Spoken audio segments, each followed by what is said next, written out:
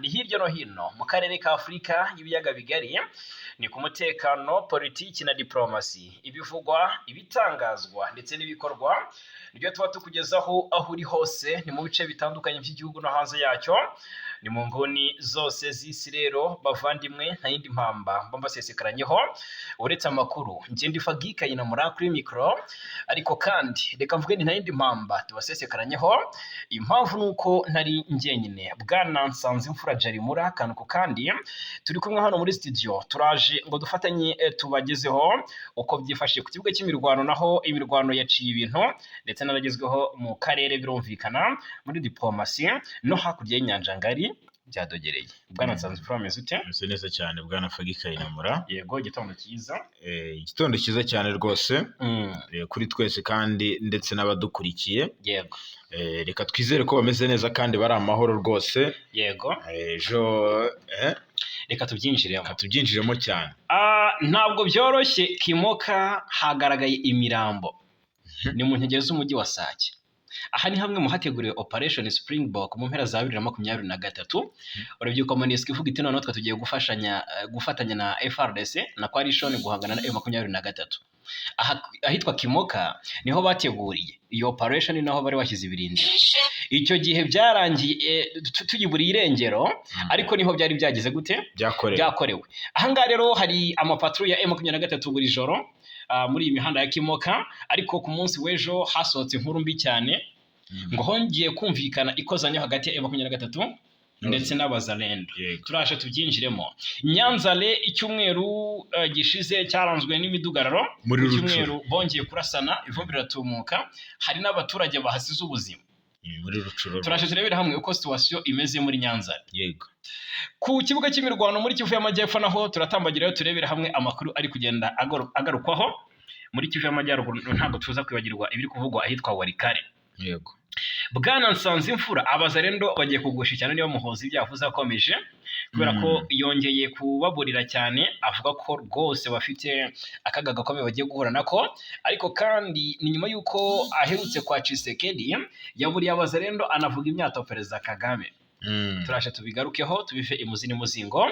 Yitwa Benabe Kalubi ku by'uko shebuja ari we Joseph Kabila yabashyigikiye u Rwanda. Urabizi ko Kinshasa ari byo ihora ivuga ko bwije nuko bukeye, ivuga iti Kabila ni umugambanyi, ni umunyarwanda. Urabizi ko bamwe mu banyapolitiki hariya nka Jean Pierre Bemba avuga ko Kabila ari umunyarwanda, sinzi irindi zina yahoze anamwita, avuga ko rero uyu ngo nta nubwo ari umuhungu wa Laurent Desire Kabila, ngo niyo mpamvu ari kugambanira igihugu ngo kuko ntago agifitiye amaraso. Yego. Benabe Kalubi rero uri mu nkoramutima za Kabila Kabange, akanaba ari umujyanama we, yateye utwatsi ibirego uriya wahoze ari Perezida wa Repubulika ya Demokarasi ya Kongo ashinjwa by'uko yaba ashyigikiye u Rwanda, ahubwo avuga uko ibintu biri. Turaje tubyinjiremo tubive imuzi n'umuzingo muri aya makuru. Hanyuma rero indi nkuru tuza kuba tukomozaho, turanyarukira mu by'ukuri turakomoza kuri aya makuru avuga ko uwahoze ashinzwe umutekano wa Melchior Ndadaye yagaragaje ko ngo kohereza ingabo z'u Burundi muri Repubulika ya Demokarasi ya Kongo ari ikosa rikomeye. Yego. Ngo ni ikosa Burundi bwakoze kandi buzicuza iteka. Ni kubw'iziye mpamvu. Mu Burundi kandi turakomoza ku makuru avuga ko amashyaka yatsinzwe amatora y'abadepite yamaganye icyemezo cy'urukiko byadogereye. Turabigarukaho.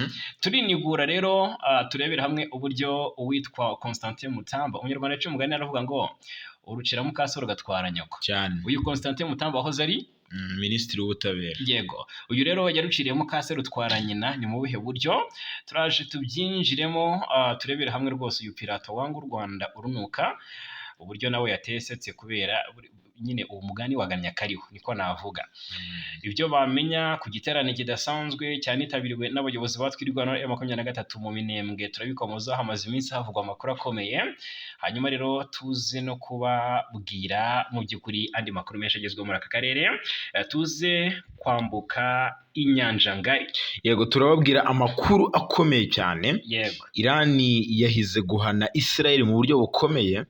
Amerika nayo ishinjwa gusubiramo gusubiramo amakosa yakoze muri Iraq. Yego, ndababwira ko rero hari inkuru nziza ku banyarwanda bari muri Israel yatangajwe. U Rwanda rwiteguye gutangira kubacyura mu buryo ndetse no muri Iran no muri n'abari muri Iran. Ese bigiye gukorwa bite? Turaje tubyinjiremo. Hanyuma indi nkuru iravuga ko ahitwa ngo ni Hormuz, ni inzira ya Hormuz yo muri Iran yanyuzwagamo peteroli ishobora gufungwa, ko amakuru angeraho avuga. Iyi peteroli rero ubundi iramutse ifunzwe byagira ingaruka ku Rwanda, urumva byagira ingaruka ku bihugu birimo n'u Rwanda, kuko irefasha ibihugu byinshi tuza kurebera hamwe se kubona ibicanwa ibihe. Yego, ni nako magingo aya igihugu cya Iran cyarashe ibirindiro by'ingabo za Amerika. Iran rero ikomeje kugaragaza ko idashaka Amerika ko yivanga muri ibi bibazo. Ariko Donald Trump akavuga ko ngo ari umuyobozi w'isi. Iran yatangaje ko Amerika yarenze umurongo utukura w'ibyo yashobora kwihanganira. Niko nyine yahise itangira kurasa, bati ntago twabivamo, ntago twakwihanganira amarorerwa Amerika ibiri gukora, kandi dufite ubushobozi kugira gute bwo kuyihagarika. Ubwo rero turarakomoza ku makuru avuga ko Qatar yafunze ikirere kubera ibitero bya Amerika kuri Iran.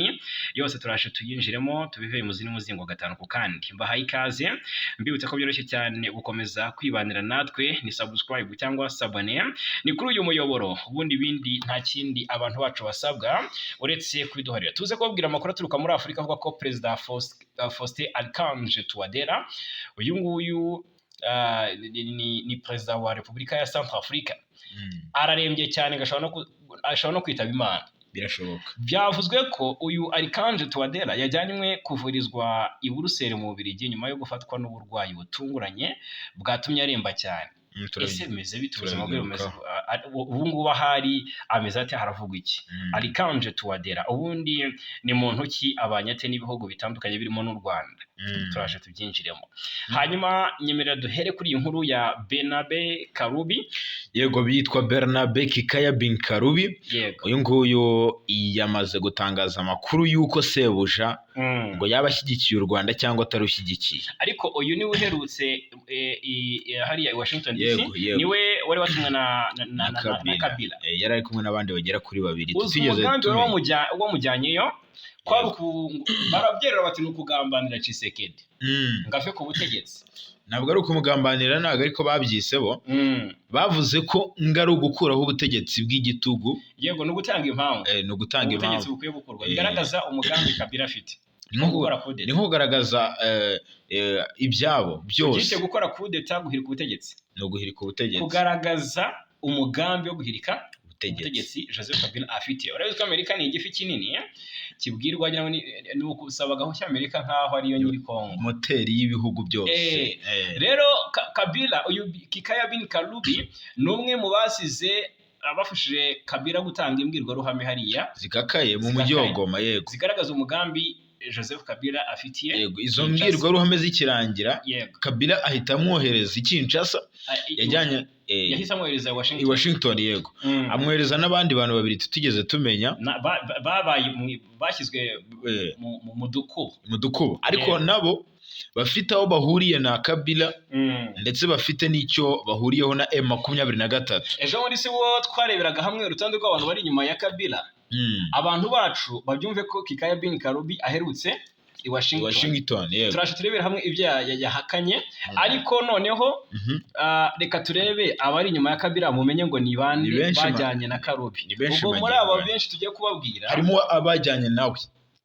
Harimo abajyanye na Joseph Kabila na Kikaya bin Karubi. Bajyanye na Kikaya bin Karubi. Yego. Harimo John Numbi. Yego, General John Numbi, uyu nguyu ari mu buhungiro hariya muri Zimbabwe. N'ubundi ni naho Kabila yakubutsa za hano mu mujyi wa Goma. Yego, perezida wa Zimbabwe n'ubundi niwe ucumbikiye aba banyapolitiki batavuga rumwe n'ubutegetsi. Yego, andi makuru anavuga ko ntago birumvikana ko ntago yajyana na Kikaya bin Karubi. Yego, ahubwo reka ndaturebera hamwe abanyekongo nyirizina, yaba bari muri diaspora n'abari imbere mu gihugu. Yego, ubwo Bernabe Kikaya bin Karubi uyu n'ubundi yakoranye na Kabila bya hafi. Yego, yanakoranye bya hafi na Laurent Desire Kabila, ise wa Joseph Kabila. Urumva niwe woherejwe hariya i Washington. turaje tunakomoze kubyo yatangaje kuri iyi nshuro. Hari ubwo turi kurebera hamwe abashobora kuba barajyanye nawe witwa Patient Saiba. Yego yabaye umuyobozi mukuru w'ikigo Ogefrem. Yego gishinzwe serivisi z'ubwikorezi. Hanyuma hari uwitwa Moise Ekanga wayoboye ikigo cyitwa ngo ni BCSPC cyari gishinzwe gukurikirana ubufatanye bwa Kongo n'Ubushinwa, akaba umujyanama w'ishyaka PPRD.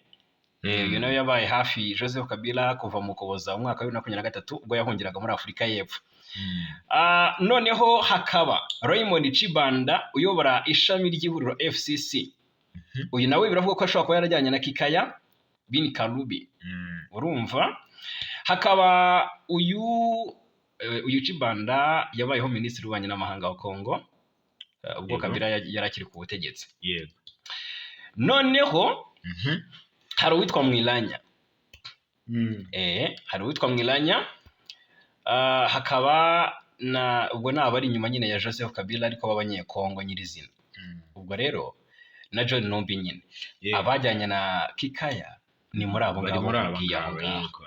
Yego. Magingo yanga rero uyu Kikaya bin Kalubi umujyanama wa perezida Joseph Kabila Kabange, hari witwa Ekanga. Yego. Nawe ari muri abo ngabo. Yego. Arimo abo bashyigikiye Kabila n'umugambi we. Yego. Magingo yanga rero uyu Kikaya bin Kalubi ni umujyanama wa Joseph Kabila Kabange. Nizere ko byatangaje yanakomoje ku cyo Washington yamubwiye nyuma yuko ayimurikiye umushinga wa Joseph Kabila. Ntabwo yigeze atangazaho ikintu na kimwe. Yabiciye iruhande. Ko Kabila ikintu kijyanye na diplomasi nubwo ari kugifashamo M23 nawe ubwe. Yego. Ariko yirinze kugira byinshi atangaza burya. Usibye imyigaruhame yatangaje akigera hano mu mujyi wa Goma kugira ngo wenda bigaragare ko hari koko ni umuntu ukomeye, ariko nta kintu cya danger ageze atangaza kugeza amagingo aya. Rero uyu Kikaya bin Kalubi yamaze gutera utwatsi ibirego bishinja uyu boss we Joseph Kabila Kabange ko yabashyigikiye u Rwanda nk'uko abishinjwa n'ubutegetsi bwa Kinshasa. Ni ibirego Kabila ashinjwa na perezida Felix Antoine Tshisekedi wamusimbuye ku butegetsi. Ibi ni ibirego kandi by'uko Kabila yabashyigikiye u Rwanda ndetse n'umutwe wa M23. Ibi rero byafashe indi ntera muri Mata uyu mwaka ubwo yatangazaga agiye kuva mu buhungiro akerekeza mu mujyi wa Goma umaze amezi agera kuri 5 ugenzurwa n'ihuriro rya Alliance Fleuve Congo M23. Uyu Kikaya bin Kalubi wabaye minisitiri w'itumanaho ku butegetsi bwa Kabila, akaba n'umujyanama we wihariye ndetse n'umujyanama we mu bijyanye na diplomasi. Mu kiganiro ariko kugirana n'ikinyamakuru yavuze ko ibishinjwa Sebuja ari ibinyoma bigamije gutuma rubanda rumutakariza icyizere. Ntabwo Kabila afitanye imikoranire n'u Rwanda. Yego. Kuki ariho yaciye azigoma. Niyo nzira. Niyo nzira. Inzira y'ikirere yaranze.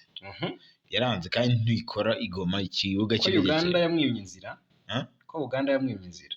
Uganda yamwimye inzira kuko wenda aho yari yapanze kujya hari umwana ifitanye na Kongo. Birashoboka ariko si nicyo kuko ntekereza ko Uganda ibyo ntabwo yabikora kuko ntabwo yafata abantu bagiye mu gihugu cyabo ngo ibabuze kandi bagiye mu gihugu cyabo. Ahubwo icyo ntekereza cyabayemo ni ikijyanye no kuba uyu Kabila ntabwo abanye neza na Tshisekedi. Yego. Uganda yo yanze kwiteranya muri ibi bintu. Ivuga ko rwose atari ikintu cyiza cyo kuba Uganda yakora kugira ngo ihe Kabila inzira. Rero uyu Kikaya bin Kalubi yavuze ati sintekereza ko Kabila ashyigikiye u Rwanda pe.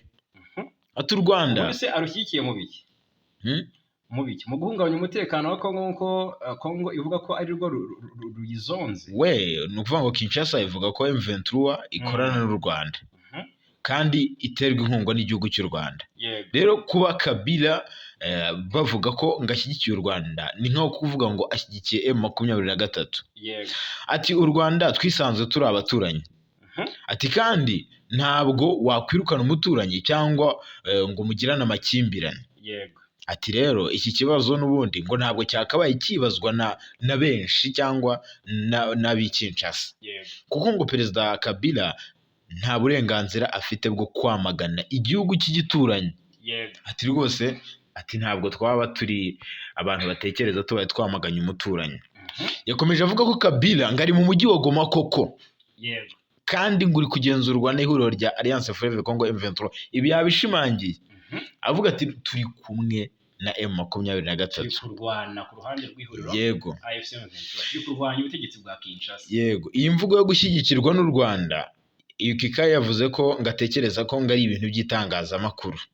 Ati ni ibintu biba mu itangazamakuru ry'ubutegetsi bukorera mu kwaha kwa Tshisekedi.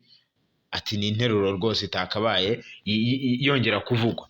Uyu Kikaya Binkarubi yanavuze ko M23 ngari umutwe w'igisirikare wagaragaje ubushobozi bwawo ku rugamba rwo gufata umujyi wa Goma. Banasize rero bafashe uyu mujyi nyuma yo gutsinda ingabo zirimo iz'ibihugu bikomoka muri SADC, abacanshuro b'abazungu ndetse n'ihuriro ry'ingabo za leta ya Congo FARDC n'abafatanyabikorwa babo. Yavuze ko kandi Joseph Kabila ngo bahuriye ku kuba bagambiriye gukuraho ubutegetsi bwa Perezida Felix Antoine Tshisekedi bw'igitugu. Ati izi nyeshyamba zihuriye ku mugambi na Joseph Kabila Kabanga wo gukuraho ubutegetsi bw'igitugu bwa Perezida Faci. Ati rero Kabila ari igoma rwose. Ati ntabwo dutinya kubivuga. Ati icyo turugambiriye cyangwa icyo turi mu mutwe no gukuraho cyangwa kurwanya ubutegetsi bw'igitugu. Ati kandi ubushize navuze aho ngo duhuriye kuko natwe dufatanyije n'abaturage. Ati dufite aho duhuriye. Ati ubushize navuze ko aho ariho duhurira. Yego. Kuko natwe dufitanye n'abatavuga rumwe, kuko natwe dufatanyije n'abatavuga rumwe n'ubutegetsi bitwaje intwaro bashyigikiye Perezida Kabila. Ati twafashe icyemezo cyo gushyira iherezo ku gitugu. Ati ibyo ni nabyo abanyekongo bategereje. Ati tugomba kubabohora igitugu kandi tuzabigeraho. Yego. Kikaya Binkarubi yavuze ko Joseph Kabila ari Goma kuko ariho honyine yumva atekanye nyuma y'igihe ubutegetsi bwa Kinshasa bumutoteza amanywa n'ijoro mbere yo gufata ibyemezo birimo kumwambura ubudahangarwa yari afite, bukanamuteguza ko buzamushyikiriza ubutabera. Yunzemo ko kuba ari muri uriya mujyi wa Goma bitakabaye ikibazo kuko rwose kuba Goma yarafashwe na M23 bitavuze ko yahindutse umujyi wo mu mahanga. Ati rwose uracyari umujyi w'igihugu. Baracyashimangira umugambi. Ni umugambi baracyashimangira umugambi, ntibari kuwuca iruhande. Birumvikana neza. Uyu Kikaya nk'umujyanama wa Kabila azi byinshi kandi bitegurwa. Azi byinshi Kabila ateganya, azi byinshi yakora. Rero kuba yatangaza amagambo nk'aya ni ibintu bisanzwe, ahubwo n'ayandi atarayazatangaza. Kuko Kabila afite ibintu byinshi arimo kandi ari gukorana na M23 bishobora no kuzagira ingaruka kuri Perezida Felix Antoine Tshisekedi mu buryo bumwe cyangwa ubundi. Yego, yitwa Muhoozi Kainerugaba. General Muhoozi Kainerugaba ni umugaba mukuru w'ingabo za Uganda. Aherutse Kinshasa ejo bundi mu mpera z'icyumweru gishize. Aherutse Kinshasa aho urugendo rwe rwanafashije mu gusinya amasezerano hagati ya UPDF ndetse na FARDC mu bijyanye n'ubufatanye bwari busanzweho n'ubundi ariko noneho kubuvugurura mu kurwanya umutwe wa ADF ukorera mu burasirazuba bwa Congo urwanya ubutegetsi bwa Uganda. Yes, Muhoozi rero yikomye imitwe ya Wazalendo kabisa. Yikomye imitwe ya Wazalendo. Leta ya Kinshasa yitabaje mu ntambara yirwanamo n'umutwe wa M23 ayigaragaza nk'imitwe igambiriye ikibi. Muhoozi sinzi wenda niba yabivuzeho abyemeranya naho na Kinshasa kuko wenda baherutse guhura, kuko uko Kinshasa ifata Wazalendo ntabwo ariko Muhoozi yayigize gute, yayitangaje. Mbona ko bishobora kuza kongera gutuma habaho agatotsi hagati y'umubano wa Uganda ndetse na Congo. Ikiriho wenda cyakurura umubano n'ibyo yagiye atangaza wenda kitunyuriramo ni uburyo yavuze ko akiva Kinshasa nyuma yo gusebya abazalendo Tshisekedi yizera, akaba abizera nk'intwari nk'uko abivuga ngo zitangiye igihugu nta ku kiguzi icyo ari cyo cyose. Yego. Noneho nyuma yabyo agahita asohora ubundi butumwa kuri X n'ubundi bukurikira ubwo yari amaze gusebyamo abazalendo ashimagiza Perezida Paul Kagame. Iki rero nicyo cyatumye bishobora gukurura ivuga kuri ibi ngibi byatangajwe na Muhoozi, ariko ifite ikijunditse.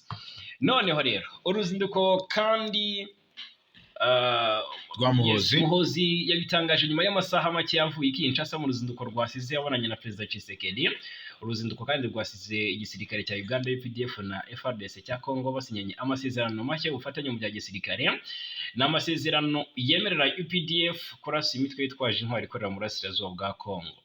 General Muhozi rero umutumwa yanditse ku rubuga rwa X ari Twitter yagaragaje imitwe ya Wazalendo ubutegetsi bwa Kinshasa bwitabaje mu ntambara ingabo zabo zirwanamo na M23 nkiteje ikibazo ayiteguza kugabwaho ibitero aho iri hose. Ati Wazalendo rwose ni imitwe igambiriye kibi mu byizere ingabo zihuriyeho na UPDF na FARDC zizabagabaho ubwo yavuga Wazalendo ati zizabagabaho ibitero ahariho hose aho bari hose akeretse ni haba abanyabwenge bihagije bakayamanika. Bahaye bayamanitse hakiri kare rwose nta kibazo ariko bitabaye ibyo tuzabakubita. Noneho rero uyu General Muhozi mu bundi butumwa yashyize kuri X Twitter yashinje Wazalendo kuba imaze igihe ngo zimaze igihe zica abaturage barimo n'abatuye hafi y'umupaka wa Congo ndetse na Uganda. Yunzemo ati ntituzategereze guhangana nabo ati muzica abaturage bacu hanyuma mubyishyure. Hanyuma rero uburyo yavuze imyaka Perezida Kagame bwana Nsanzimfura byatunguye abantu benshi. Kuri X avuga ati anyone who says that I have ever disagreed with my beloved uncle Afande Kagame on anything is really looking for hell. He's really looking for hell with me and I shall sort all of them out.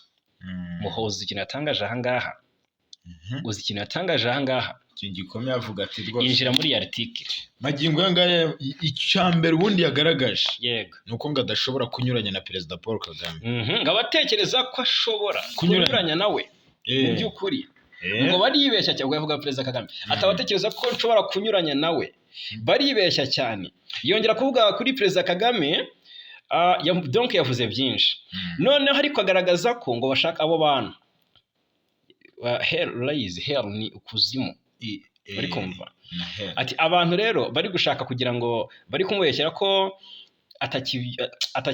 atagifata Kagame nkuko yamufataga ngazabajyana ikuzimu anko we Kagame urumva ngo abo ngabo bari bategereje kujya ikuzimu hajyayo abaki abapfuye ubwo azabara sinzi niba kumva icyo kintu. Yongeye kuvuga kuri Perezida Kagame mu butumwa yanyujije ku rubuga rwa X n'urubuga nkoranyambaga akoresha cyane atwika imbuga nkoranyambaga aba yahatwitse arumva umunsi w'ejo. Uyu mugabo rero yagaragaje ko agifata Perezida Kagame yego cyangwa amufata nk'intwari asaba ko urukundo rwaganza muri byose ati urukundo yagumeho kabisa. Agaragaza ko kandi uwatekereza ko ashobora kunyuranya n'umukuru w'igihugu cy'u Rwanda akunze kwita se wabo ngo yaba yibeshye cyane.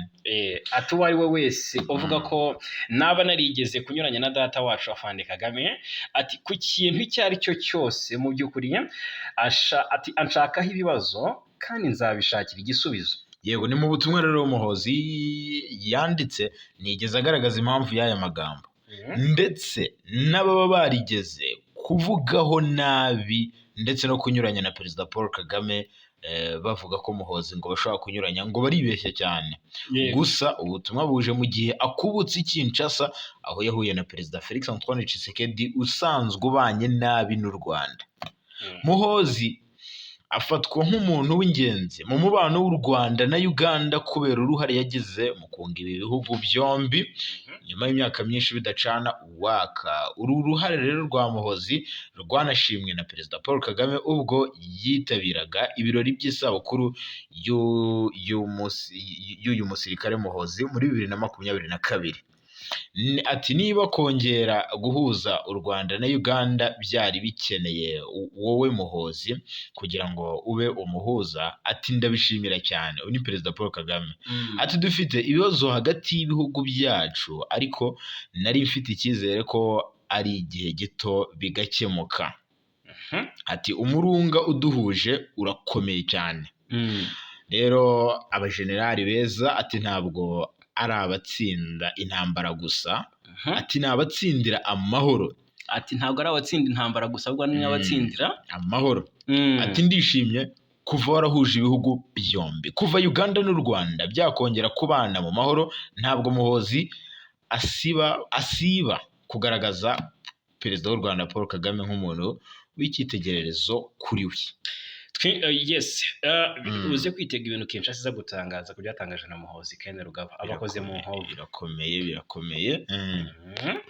Hanyuma rero reka noneho twinjire ku kibuga cy'imirwano. Uraje tubwire ibyabereye Rucuro. Yego. Reka mbanze mbabwire ibyabereye ku Isake hano za Kimoka muri Masisi, muri teritwari ya Masisi, ni muri Kivu y'Amajyaruguru. Ahangaha ntihaherutse imirwano, ariko mu ijoro ryo kuwa gatandatu mu ijoro ryo ku cyumweru shyira ku wa mbere aha Sake na Kimoka hongeye kumvikana amasasu rwose yumvikanye akanya kanini, mbona abaturage batinyemo. hanatangajwe inkuru itari nziza mu gitondo cyo kuri uyu wa mbere tariki 23 Kamena.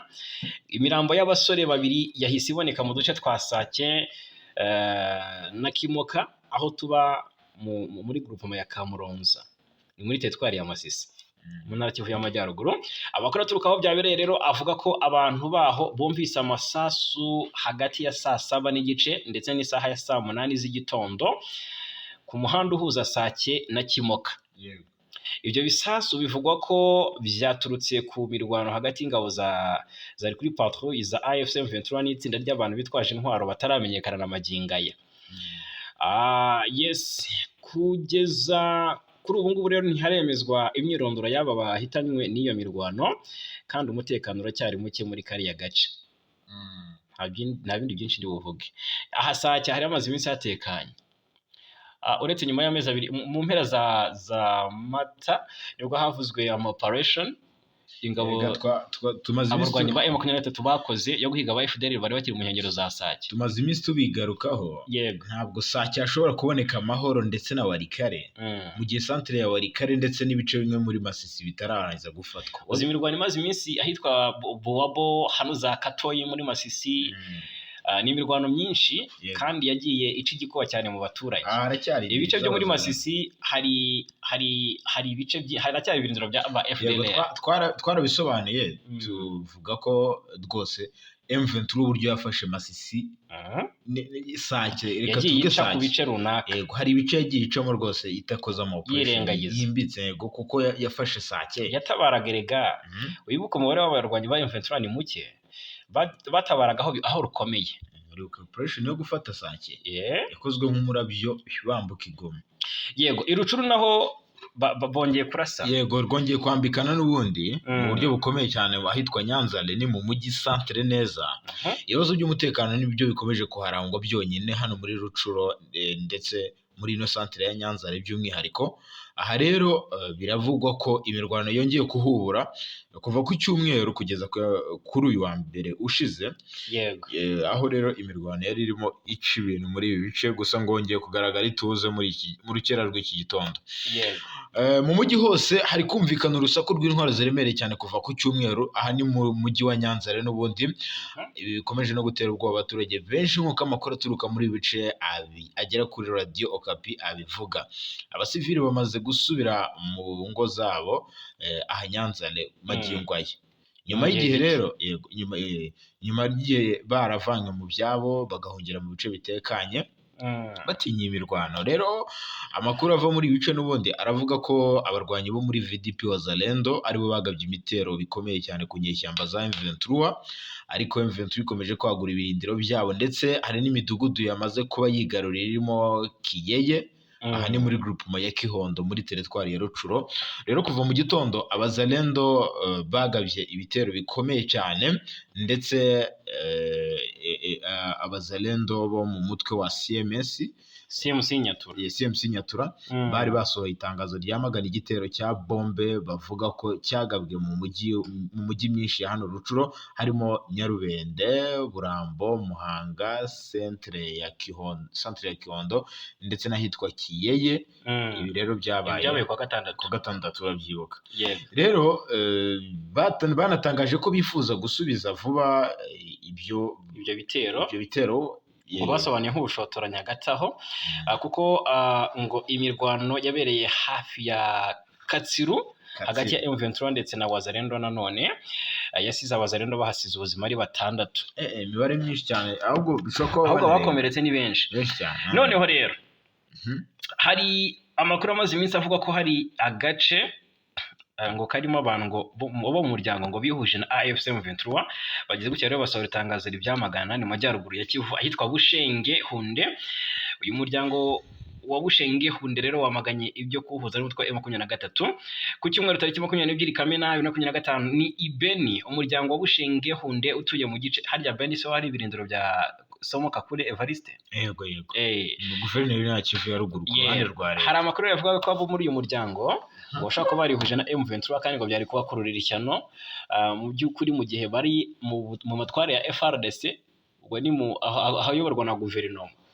Noneho byavugwaga ko binjiye muri M23 gusa mu itangazo basohoye nyuma y'inama idasanzwe y'abanyabwenge b'uwo muryango, abayobozi ba Bushenge Hunde banenze bikomeye amashusho n'amajwi biri gukwirakwizwa ku mbuga nkoranyambaga bivuga ko ngo uwo muryango wifatanyije n'umutwe wa M23 nk'uko byatangajwe na Michel Luko Batundi ni umunyamabanga ushinzwe gutangaza amakuru muri Bushenge Hunde ku rwego rw'intara. Avuga ko rwose ayo makuru ari ay'abantu badafite uburenganzira bwo kuvugira umuryango kandi batagaragaza aho uhagaze. Abayobozi b'umuryango wa Bushenge Hunde bongeye gushimangira ko biyemeje gukomeza kwitangira Repubulika ya Demokarasi ya Kongo kandi bamaganye ubwumvikane ubwo ari bwo bwose n'imitwe yitwaje intwaro. Ngayo nguko rero ahangaha ngo ni Bushenge Hunde ni muri Beni. Bushenge Hunde muri Beni yego. Rero magingo ngaya hari n'andi makuru abantu bakwiye kumenya muri Kivu y'Amajyepfo mu Minembwe n'ubundi hari ibyo abantu bakwiye kumenya ku giterane kidasanzwe cyanitabiriwe n'abayobozi batwirwaneho na M23 kibera mu Minembwe. Abanyaminembwe rero barimo n'abayobozi batandukanye bari bitabiriye iki giterane kigamije gushima Imana ku bintu bitatu Imana ngo yabakoreye birimo no ko birukanye ihuriro ry'ingabo za leta ya Congo FARDC ndetse n'abambari babo muri komine ya Minembwe aha muri Kivu y'Epfo. Ni igiterane rero cyatangiye kuwa gatanu kiza kurangira ku munsi wo ku cyumweru tariki 22 Kamena 2025 aho cyarimo kibera ahitwa Ilundu n'ahitwa Kalpa. Amakuru aravuga ko cyitabiriwe n'amatorero n'amadini yose akorera muri aka gace ka Minembwe ubwo abametodiste bateraniye aha Kalpa n'abandi ndetse n'abayobozi bakomeye cyane. Ni mu gihe kandi cyanitabiriwe n'umuyobozi wa twirwaneho Brigadier General Charles Sematama uzwi nk'intare batinya na Colonel Gakufi wo mu mutwe wa M23 n'abandi bayobozi b'abasirikare bakomeye cyane mu mitwe yombi ibarizwa muri Alliance Fleuve Congo. Abandi bayobozi bakitabiriye iki giterane harimo Vice Guverineri w'intara Kivu y'Amajyepfo yitwa Gadi Mukiza Nzabinesha yego ari Nzabinesha ari nawe rero wari umuvugabutumwa w'iki giterane aho yari afatanyije kubwirizamo we n'umupasiteri witwa Samu Ngarukiye usanzwe rero ari umuyobozi wo muri twirwaneho. Aya makuru akomeza avuga ko iki giterane cyari kigamije gushima Imana ku bintu bifatika bigaragara bamaze kugeraho abaturage bo mu Minembwe ndetse n'aka karere muri rusange. Amakuru rero aravuga ko iki giterane nubwo cyari cyo gushima Imana ariko ngo harimo no kugaragaza uburyo ngo bagifitiye urukundo witwa General Makanika ndetse witabye Imana nyine muri Gashyantare. Rero ku munsi wo gusoza iki giterane Brigadier General Charles Sematama uzwi nk'intare batinya uyoboye twirwaneho yafashe ijambo ashimira Colonel Gakufi wo muri M23 ndetse n'abandi. Ashimira kandi n'abaturage ba Minembwe ndetse ku bwitange bagaragaje. Mbere rero yo gushima Imana yakeje bikomeye cyane Colonel Gakufi aramushimira cyane, ati twazamukanye, ati ndashimira n'amatorero n'abaturage ndetse n'abasirikare bose, ati twanyuze ahagoye ariko Imana yaraturinze. Yego, ni igitero rero cyari cyabereye i Rundu kwa Revera Joseph Herera, ngo cyaririmbyemo amakorali ane nk'uko byakomeje bivugwa. Haririmbiye korali ya Kadek Choir ya Kelpa Irundu, ubumwe bwa Mibumba ndetse n'iya Kiziba muri Methodiste. Akarusho muri iki giterane cyabereyemo n'umunezero mwinshi udasanzwe, udasize ko ngo cyabayemo n'igisirimba kidasanzwe buriya. Hanyuma rero Imana ngo yongeye kuvuga ku ntambara ikomeje kubera mu burasirazuba bwa Kongo. Reka tubikomozeho. Ubuhanuzi bukomeye kuri twirwanaho na M23 bwatanzwe n'umuhanuzi w'Imana uri mu bazwi cyane mu burasirazuba bwa Kongo, cyane cyane mu ntara Kivu y'Amajyepfo, ni Pasiteri Sadoki Kavuma. Uyu nguyu yagiye hanura byinshi bikaba. Ibi ngibi yavuze rero nabyo bishobora kuza kuba impamo. Uyu wavuze ko Imana yamuhishuriye ko ariyo irwanira umutwe wa twirwanaho na M23, kandi ko umwanzi ugaba ibitero kuri iyi mitwe n'Imana, ngo ni Imana imushoshobikana mu rwego rwo kugira ngo umubare w'abo banzi ukomeze ugabanuke. Uyu mukozi w'Imana akaba n'umuhanuzi Kavuma yatanze ubuhanuzi mu kiganiro yaraye ahaye cya kinyamakuru cyandika Minembwe Capital News, avuga ko twirwanaho na M23 byatsinze, gusa ko hasigaye kuzabyerekana umunsi umwe utazwi. Agira ati bariya bagabo ubabwire bahumure kandi bakomere, Imana iri ku isezerano ryayo, iri kumwe nabo kandi iri kubarwanirira. Muri icyo kiganiro kitamaze n'umwanya munini, yakomeje avuga ko abanzi niyo batera hejuru bakigira uko bashaka mu kugaba ibitero kuri twirwanaho na M23, nta butsinzi uyu mwanzi afite, ngo azatsindwa kuko ab'Imana yahaye ubutsinzi nitwirwanaho na M23. Ati nibo gusa. Kavuma rero niwe muhanuzi wari yarahanuriye abanyamurenge bagitangira kugabwaho ibitero bya Mayimayi mu mwaka wa 2017. Abahishurira ko rwose ngo bazatabarwa kandi ko ubutabazi bwabo buzaturuka muri Kivu y'Amajyaruguru. Muri icyo gihe kandi yanavuze ko umutwe uzavuka muri iyo ntara uzaba ugwiriyemo Abatutsi, ko ari wo uzafata Goma na Bukavu. Ibi byarabaye mu mpera za 2021, kuko nibwo uyu mutwe wa M23 wubuye intwaro urwanya ubutegetsi bw'i Kinshasa. Mu mpera z'ukwezi kwa mbere uyu mwaka ufata umujyi wa Goma, mu gihe ukwezi kwa kabiri ariko kakurikiyeho uyu mujyi wa Bukavu nawo waje gufatwa n'abarwanyi ba M23 muri Kivu y'Amajyepfo. Ndetse aba barwanyi b'uyu mutwe baje gukomeza intambara, bafata ibice byinshi byo muri Kivu y'Amajyepfo. Kuri ubu barenze imisozi y'Umurenge, bari mu Rugezi, bari hano mu Minembwe na Minembwe Centre urabizi, ndetse n'ahandi hatandukanye. Ibi rero bivuze ko ubuhanuzi bwa Kavuma bwuzuye cyangwa se bwagezweho. Akomeza avuga ko rero Imana yatanze abazarendo mu maboko ya twirwanaho na M23, kandi ko bazapfira gushira, uko bazajya batera bazajya bagabanukaho. Maze rero ageraho anavuga ko ati abanyamurenge bahumure, ati mwaratabawe kandi ibyo gutabarwa byararangiye, ati nta kindi gisigaye usibye kuzabitangaza ku mugaragaro.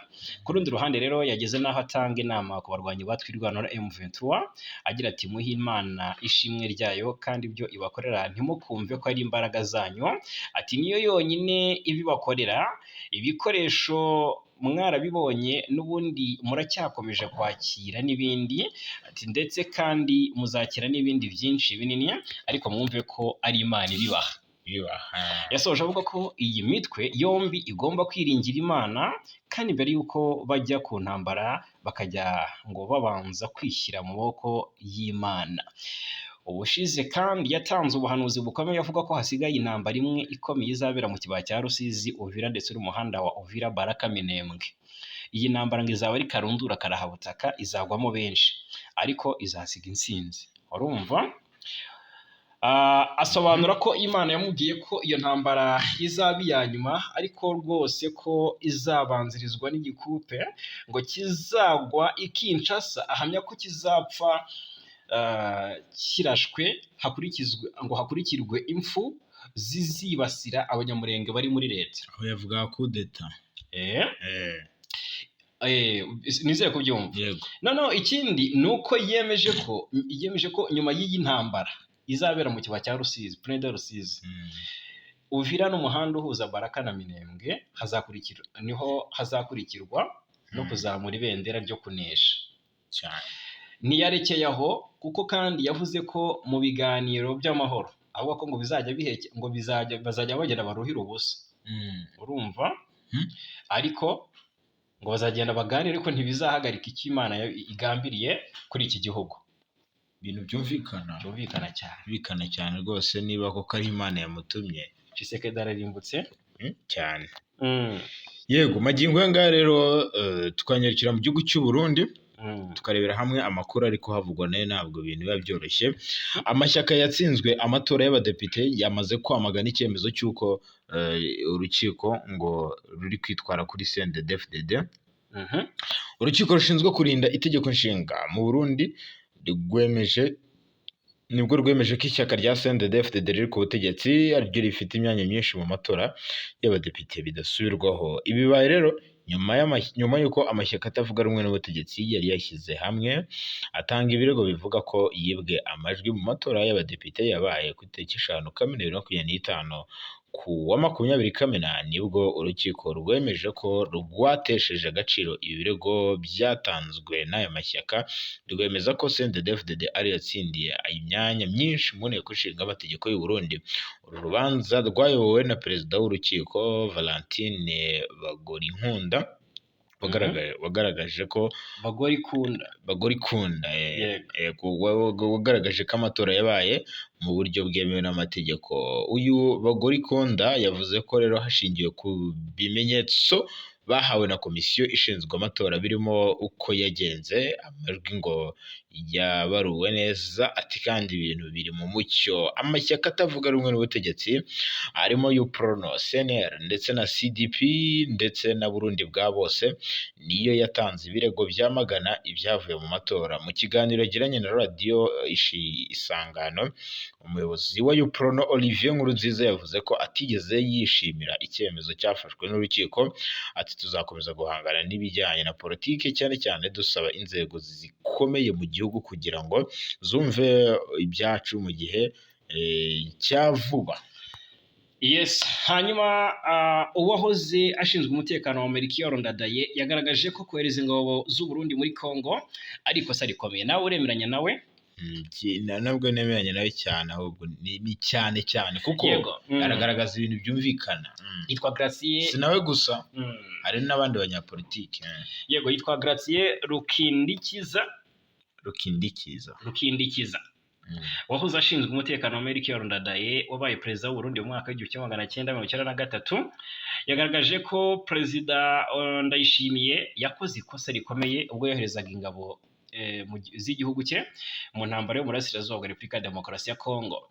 Uburundi mu by'ukuri Uburundi bwohereje ingabo mu ntara y'Ikivu y'Amajyaruguru mu mpera za 2023 hashingiye ku masezerano ubutegetsi bwa Ndayishimiye bwagiranye n'ubwa Felix Tshisekedi wa Congo muri Kanama uwo mwaka ajyanye n'ubufatanye mu bya gisirikare. Ingabo z'u Burundi zatunguwe bikomeye n'abarwanyi b'umutwe twaje intwaro wa M23 wicamo nyinshi zirimo n'abofisiye bakuru mu rugamba rwatangiriye muri teritwari ya Masisi. Zimwe zirakomereka, izindi zifatwa mpiri, zinamburwa ibice by'ingenzi zagenzuraga muri iyi ntara. Mu kiganiro na televiziyo Renaissance, Rukindikiza yagaragaje ko impamvu zatumye perezida Evariste Ndayishimiye yohereza abasirikare b'u Burundi kurwanya M23 ziri mu rwanga afitiye u Rwanda, kuko yatekerezaga ko rufasha uyu mutwe witwaje intwaro, urwanga afitiye abatutsi ndetse n'inyungu y'amafaranga. Agira ati yari asanzwe afitanye umubano mubi n'u Rwanda, atekereza ko M23 yari ishyigikiwe haba hari n'abasirikare b'u Rwanda baba bariyo. Akavuga ati rero reka ngende mbarwanye muri Congo tubipimeho turebe ko dukomeye kubarusha. Ikindi mu gutekereza ko abarwana muri Kongo ari ubwoko bw'abatutsi, ashyira hamwe abahutu bose b'i Burundi avuga ko ngo bagiye kurwanya abatutsi. Rukindikiza avuga ko Perezida Tshisekedi yasezeranyije Ndayishimiye amafaranga menshi mu gihe yakohereza ingabo z'u Burundi mu ntambara yo muri Kongo, arabyemera nyamara bitari ngombwa ko afata iki cyemezo cyo kwicisha ingabo ze. Agira ati abana b'igihugu bagiye gupfira mu kindi gihugu mu ntambara idakwiye, agomba kubajyana aho we akura amafaranga. Yagaragaje ko abashoramari b'abanyamahanga bafite impungenge ko mu gihe intambara yo muri Kongo iri kubera hafi y'umupaka w'u Burundi nabwo ishobora kuwugeramo, bityo ko ariyo mpamvu banga kuwukoreramo ibikorwa by'ishoramari. Agira ati abaherwe, abantu bo hanze baravuga bati dushaka dushaka gushora imari. Bavuga bati abasirikare b'u Burundi bari kurwanirira hafi y'imipaka yabo, none ejo batsinzwe byagenda bite? Ubwo rero umusesenguzi bwe Rukindikiza yasobanuye ko umubano w'u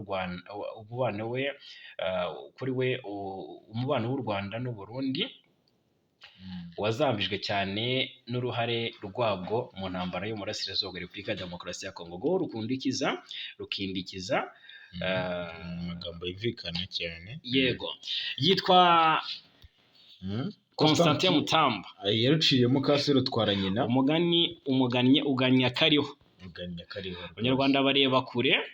Yego, byagenze bite rero? Abenshi bamufata nka Pilato cyangwa se Pontius Pilato. Ni guverineri ngo w'intara ya Yudaya, akaba n'umucamanza w'umugome wabayeho mu mateka y'isi. Urumva uyu Pilato kubera igihano cy'urupfu yasabiye urubyiruko rwibumbiye mu mitwe ya Kuluna. Yego, rero uyu mutwe wa Kuluna washinjwaga guhungabanya umutekano mu murwa mukuru i Kinshasa. Uyu Constantin Mutamba Tungunga yabaye minisitiri w'ubutabera kuva muri Gicurasi 2024 kugeza tariki ya 17 Kamena 2025 ubwo yeguraga. N'umwe rero mu banyapolitike b'abahezanguni muri Repubulika ya Demokarasi ya Kongo bibasira u Rwanda bikomeye, barushinja guhungabanya umutekano w'igihugu cyabo, igitero u Rwanda ruhakana kenshi. Agihabwa rero izi nshingano yarahiriye gufatira ingamba zikomeye abagize uruhare mu cyo yise ubushotoranyi bw'u Rwanda ndetse n'abanyereza umutungo w'igihugu. Ati ubutabera bwonyine nibwo buzabageraho. Mu Gushyingo 2024 nibwo Constantin Mutamba yasuye gereza ya Munzenze mu mujyi wa Goma, amenyesha abo yashinze kuyobora uyu mujyi wa Goma, abamenyesha ko yashinze gukorana na Perezida w'u Rwanda Paul Kagame. Ati uyu nguyu bazafunganwa nawe muri ino gereza ya Angenga yahariwe gufungirwamo abakatiwe igihano cy'urupfu. Mutamba yasobanuye ko abakorana na Kagame ari abagambanyi, niko yasobanuraga, kuko ngo bafatanya n'umwanzi uhungabanya umutekano w'igihugu cyabo. Asaba abafungiye muri gereza ya Munzenze hari Goma gutanga amakuru y'abagambanyi kugira ngo bicwe, kandi ko abazayatanga bazafungurwa. Yagize ati abantu bakorana n'u Rwanda na Kagame bose tuzababamba, bazajya muri Angenga. Igihugu cyacu ntikigomba kugenzurwa n'Abanyarwanda. Ati turumvikana. Bati mumenye ko hose rwose tuzababamba. Mumenye ko bose tuzababamba, yewe na Kagame tuzamubamba. Ati mwebwe abakorana n'Abanyarwanda na Kagame mumenye ko tuzabasohora hano mwese tubohereze muri Angenga. Yego, muri Gashyantare 2025 nibwo Leta Zunze Ubumwe za Amerika zafatiye ibihano umunyamabanga wa leta muri Minisiteri y'Ububanyi n'Amahanga n'Ubutwererane Richard General James Kabarebe n'umuvugizi w'ihuriro rya Alliance Fleuve Congo M23 rirwanya ubutegetsi bwa Repubulika ya Demokarasi ya Kongo Lawrence Kanyuka, babashinja ngo kutajya muri Amerika, babanjije ibihano byo kutajya muri Amerika. Yego, icyo gihe Mutamba yabyiniye ku rukoma agaragaza ko yifuza ko umushinjacyaha w'urukiko mpuzamahanga mpanabyaha ICC ko nawe yatangira gukurikirana Lieutenant General James Kabarebe ndetse na Lawrence Kanyuka. Muri uko kwezi kandi Mutamba yahise ashinja u Rwanda gushaka gukuraho ubutegetsi bwa Perezida Felix Antoine Tshisekedi, asobanura ko we n'Abanyekongo bose bari inyuma y'uyu mukuru w'igihugu uri muri manda ye ya kabiri, ubwo urukiko rukuru rwa gisirikare rwari rumaze gushimangira igihano cy'urupfu cyakatiwe Corneille Nangaa uyobora Alliance Fleuve Congo na bagenzi be. Mutamba yashimye iki cyemezo agaragaza ko abakatiwe bahisemo kugambanira igihugu bagakorera u Rwanda. Mutamba yanasobanuye ko nka minisitiri w'ubutabera azakora ibishoboka byose kugira ngo igihano cy'urupfu cyakatiwe abanyamuryango ba AFC M23 gishyirwe mu bikorwa, cyane cyane batanu bafashwe na leta ya Kongo barimo na Eric Nkunda Shebandu. Yagize ati Repubulika ya Demokarasi ya Kongo n'abaturage ba Kongo, ati twaranyuzwe cyane urukiko rukuru rwa gisirikare rwashimangiye igihano cy'urupfu cyakatiwe abanyabyaha bose bafashwe hamwe na bwana Corneille Nangaa wahisemo kugambanira Repubulika ya Demokarasi ya Kongo mu nyungu z'u Rwanda. Nk'uko mubizi rero, ati Kongo yasubukuye igihano cy'urupfu, kubw'iyo mpamvu twebwe nka minisitiri w'ubutabera tuzakurikirana kugira ngo gishyirwe mu bikorwa, cyane cyane batanu bafashwe bari hano i Kinshasa. Mutamba yicaye ku ntebe ishyushye y'ubutabera kuva muri Gicurasi 2025 kuko ubushinjacyaha bukuru bumukurikiranyeho icyaha cyo kunyereza miliyoni 19 z'amadolari y'Amerika yo mu mushinga wo kubaka gereza ya Kisangani mu ntara ya Chopo. Mutamba yemera ko ayo mafaranga yayoberejwe kuri konti y'ikigo cya Baringa, ndetse yanabisabiye imbabazi ubwo yageraga imbere ya komisiyo yigenga ishinzwe amategeko yari ishinzwe gusuzuma dosiye ye. Nguwo Constantin Mutamba Tungunga. Hanyuma rero twambuke turebere hamwe amakuru agezweho mu karere. Reka duhere mu gihugu cya Centrafrica. Perezida Faustin Archange Touadéra ararembye cyane, amerewe nabi, yajyanywe rero kuvurizwa mu mahanga igitaraganya. Yego, uyu Archange Touadéra wa Repubulika ya Centrafrica yajyanywe kuvurizwa kibanye neza n'u Rwanda cyane, hariyo n'ingabo z'u Rwanda ziri mu tungo gukorera amahoro. Yego, yajyanywe rero kuvurizwa i Buruseli mu Bubiligi nyuma yo gufatwa n'uburwayi butunguranye bwamuteye kuremba. Kuwa gatandatu tariki 21 Kamena 2025 nibwo perezida wa Centrafrica Touadéra yajyanywe mu bitaro, nk'uko ikinyamakuru Africa Intelligence kibivuga. Amakuru avuga ko mbere y'uko perezida Archange Touadéra afatwa n'uburwayi, yari ayoboye inama y'abaminisitiri yabaye kuwa gatanu w'icyumweru gishize mu masaha y'isa 9 z'igicuku, ngo nibwo yajyanywe kwa muganga igitaraganya. Amakuru icyakora akomeza avuga ko yari inama y'abaminisitiri yaje kugubwa nabi Touadéra, ubwo nyine niyo mvuga, ariko aza kwihangana akomeza kuyobora, gusa nyuma aza gutaha mu ibanga rikomeye.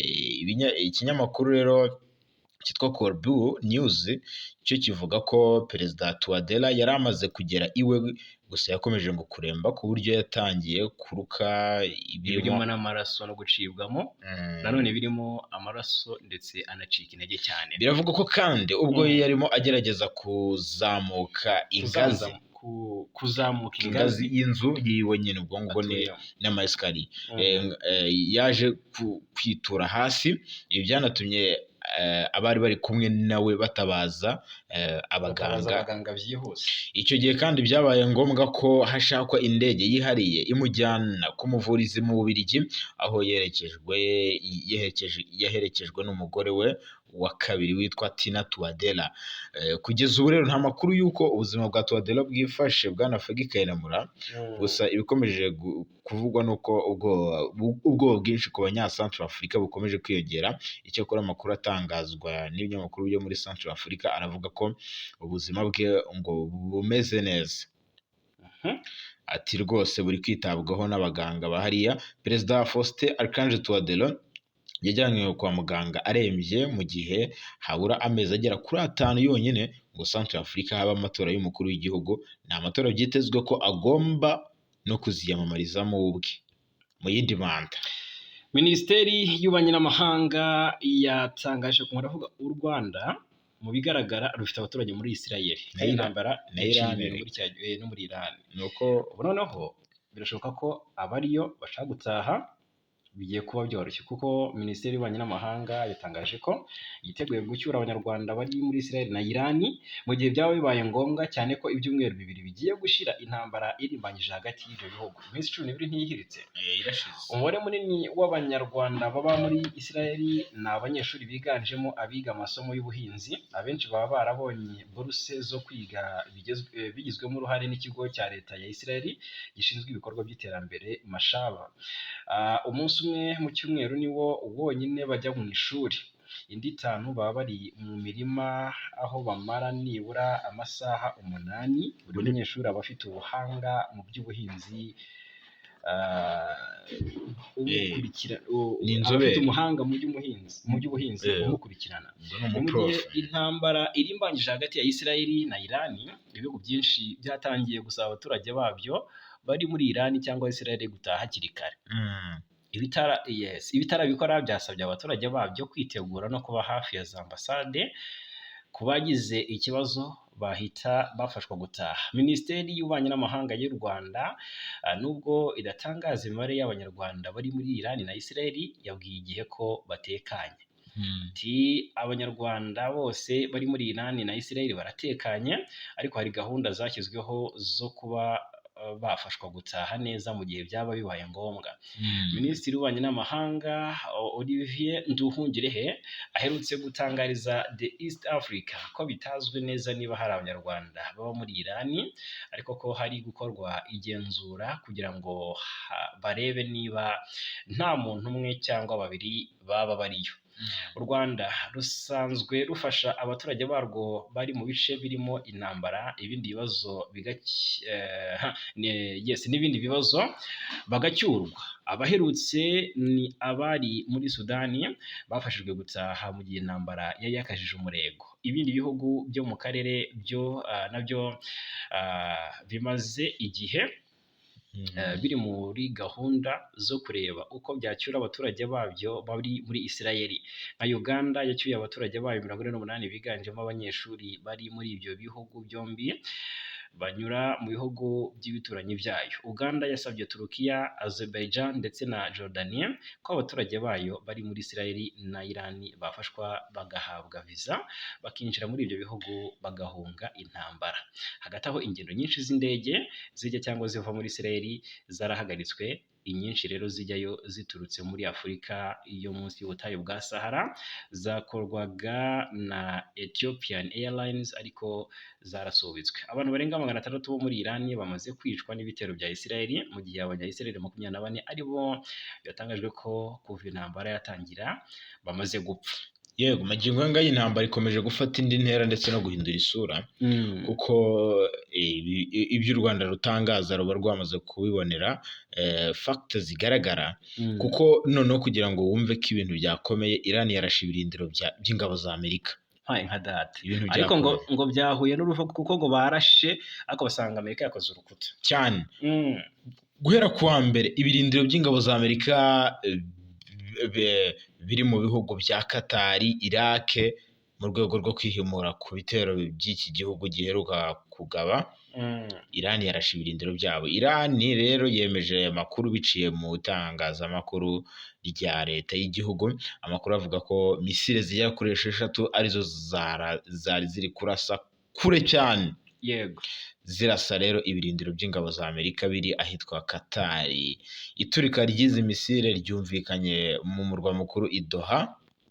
Ibintu birakomeye cyane. Minisiteri y'Ububanyi n'Amahanga ya Katari yatangaje ko ubwirinzi bw'ikirere cy'igihugu bwasobanuye cyangwa bwashoboye gushwanyaguza izi misile zose zarashwe ku birindiro bya Al-Qudayd Airbase mu buryo nta muntu wigeze amenya icyabaye.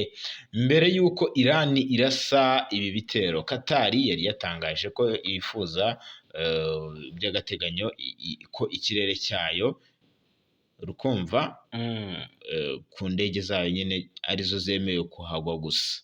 Indege za Qatar Airways nizo zari zemerewe kugwa kuri iki kirere, kuko Qatar yahise inafunga ikirere cyayo bitewe n'ibi bitero bya Amerika Magingo aya ngaya nk'uko n'ubundi byatangajwe na Minisiteri y'Ububanyi n'Amahanga ya Qatar, ivuga ko iki cyemezo cyafashwe mu rwego rwo kurinda umutekano w'abaturage, abatuye igihugu ndetse n'abashyitsi bagenderera iki gihugu. Rero Qatar icumbikiye ikigo cya gisirikare, cyangwa hano muri Qatar harimo ikigo cya gisirikare kinini cyane mu karere kamwe hano muri Qatar. Rero Amerika yafashe iki cyemezo cyo guhangana na Iran, yongera gutangaza ko izahorera abanyamerika ku bitero byagabwe mu bikorwa bya kirimbuzi Iran ikomeje kugerageza, ndetse no gutunga intwaro za kirimbuzi mu buryo butemewe. Yego, reka mubwire ko igihugu cya Qatar cyo cyafunze by'agateganyo ikirere cyacyo nyuma y'ibi bitero Amerika yagabye kuri sitasiyo za kirimbuzi za Iran, bikomeje guteza umwuka mubi n'ubundi mu karere. Minisiteri y'Ububanyi n'Amahanga ya Qatar yatangaje ko iki cyemezo gifashwe mu rwego rwo kurinda umutekano w'abaturage, abatuye igihugu ndetse n'abashyitsi bari muri Qatar. Yavuze ko kandi ari igikorwa cyo kwirinda gukurikira uko ibintu bihagaze muri aka karere. Qatar icumbikiye ikigo cya gisirikare cya Amerika kinini mu karere, yafashe iki cyemezo nyuma y'uko Iran yongeye gutangaza ko izihorera kuri Amerika kubera ibitero byagabwe ku bikorwa bya kirimbuzi byayo. Abategetsi ba Qatar rero bavuga ko nubwo ambasade za Amerika n'Ubwongereza zasabye abaturage bazo kuguma mu ngo zabo, umutekano w'imbere mu gihugu wifashe neza. Qatar rero yanakomeje gukoresha inzira ya diplomasi kugira ngo ifashe kugabanya ubushyamirane bukomeje kwiyongera hagati ya Amerika ndetse na Iran. Yego, magingo aya Iran yanatangaje ko Amerika ngo yarenze umurongo utukura kubera ibyo yagiye ikora. Ati bishobora no ati ibi ntabwo dushobora kubyihanganira. Iyo ni Iran yabivuze. Ni amakuru atangazwa na leta ya Iran, ivuga ko rero ibitero byakozwe n'indege z'abanyamerika ngo byangije ibikorwa remezo, ariko ntihagize n'ibindi byangirika mu buryo nyine bukomeye cyane. Iran ivuga ko ibitero byari bigamije gusubiza inyuma iterambere ryayo mu cyitwa siyansi ndetse n'icyitwa nikiriyeri, intwaro za nikiriyeri, ariko ngo ntabwo byose Amerika izabigeraho. Amerika ikomeje guhangana bikomeye cyane. Iyi ntambara irakomeye. Irakomeye, kuko yatangiye no kugira ingaruka. mu murwa mukuru i Tehran, igisirikare cya Iran kivuga ko rwose kigiye kurasa izindi misile nyinshi cyane ku gihugu cya Israel. Ikindi kiri kuvugwa ni uko inzira ya Hormuz, urumva, yo muri Iran inyuzwamo peteroli, ishobora no ubundi iyi nzira inyuzwamo peteroli, bivuga ngo ishobora gufungwa, urumva, kandi byagira ingaruka cyane ku bihugu birimo n'u Rwanda. Urumva ko iyi ntambara yego kugira ingaruka zikomeye cyane ku bikorwa remezo ndetse n'abaturage ndetse n'ibihugu by'ibituranyi. Yes, reka nkushimire cyane Bwana Nsanzimfura Jarimura. Wakoze cyane nawe Bwana Fagi Kayinamura. Dushimire cyane abakunzi bacu, amakuru n'ibiganiro byo nakagaruka.